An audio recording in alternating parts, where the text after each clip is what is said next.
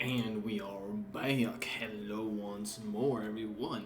What is the meaning of it all, truly? Last time we left off. Excuse me. Apologies for that. The House of Trennothy, House of Snow-Nose, would find itself finally unseated from the Kingdom of Riften, having given up the throne, never having wanted it in the first place, only having been elected to it out of choice when the previous king had fallen. King Trennothy took up the throne during that time and led the people unsuccessfully and unfortunately as he did. But he did try to lead the people through the responsibility that had been handed to him. And when a recognized threat came and he tried to defend with all he could, he bankrupted himself defending the kingdom that his former liege handed him.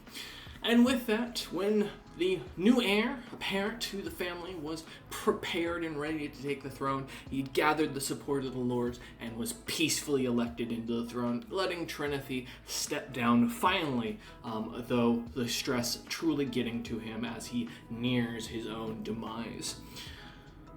As now we return back with him once more leading as Lenmin Trennothy, now a count again, no longer a king or even a duke, stressing over all of what is going on in life as he tries his best to get himself out of this debt bubble that he is just basically in as he continues on. And we join back as we play it today. Oh yeah, let me put my phone over there so it's not so loud, because I've got it turned up just in case. But we join back as we come back to Gray Days. As we were saying, what is the meaning of it all? Why do we go through these motions day after day after day? Motivation and energy escapes me as my life sinks into gray dullness. I feel like I should be panicking, but even that is beyond me now. It's all too much. He is melancholic now. Ugh. Stressing to the nines. He's already at 0% fertility, poor health, and just like that, King Trennothy is gone. I mean, well, as we promised and as it was guaranteed with the series, we said that we would kind of end the episode kind of at his death, so we won't continue on with Honorius yet. That'll be on to the next series after this episode has aired. So I will be probably kind of going back through all your guys' comments that you've made through the entirety of Lenmin Trennothy's life, all the mistakes I made, what you think I should do next time. You know, not the dumb mistakes like hiring the mercenaries. I know that one. That was just like a desperation. I was trying to run the character. But you know, what you guys think we should kind of do and what direction you think Honorius should go into. I'll give a quick little look at his stats, what he's like, so you guys got an idea. Here's what he has right now before we get into like reading this. He's a follower of Dibella. He is born as the Lord, so those born under the sign are said to be stronger and healthier, almost completely the opposite to his father in all truth. He's acute, so he's even better with magic naturally than his father was. He's ugly, so he's not as bad looking, which is nice. He is rowdy currently, and you know, with that, he is also already confirmed eccentric like his father, or his grandfather. I keep saying his father, it's his grandfather. He's also sadistic, so he's a bit more of a messed up individual compared to his grandfather, Lenmin Trennothy. And who knows where Rowdy will kind of go. With his focus on martial, he has learned both Nordic and Cyrodiilic, so he speaks his mom's tongue and his father's tongue. And, you know, he's kind of an interesting character, so where do you guys think we should go with this? Let's check his little relationship tab. I don't think he has any love. Oh, he does have a crush on someone who I think is a nun, so that'll be kind of interesting to see where that kind of pursues. But with that in mind, where do you think we should take this? What's kind of the idea with this character? What kind of goal do we think we set out with this guy? With how his grandfather had lived and his mother was murdered by the Winter Holders. For those who recall, if you're wanting to remember the name of the family, this was them. The Bell Strikers is what they were called. So they currently do have a family heir here that's ruling. Do we go and like wipe them out? What's the idea here?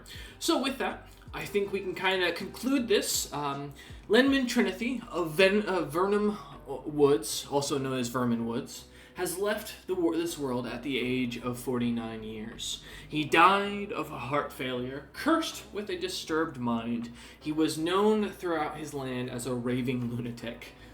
Yeah, Lenman Honorius ascends to the throne merely 12 years old. He will need to rely on his regent Honorius during his first years of rule.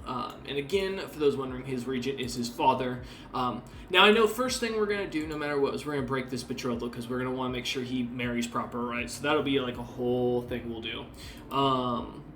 Actually, before we even... Before I do anything else, I'm just going to click that button just so we don't have to worry about that next episode. But, yeah, so we're going to break up with her and kind of lead from there. Where do we think we want to go? Where do we want to see the Snow-Nose bloodline kind of build up? And, like, how do we want to see this world kind of go forward?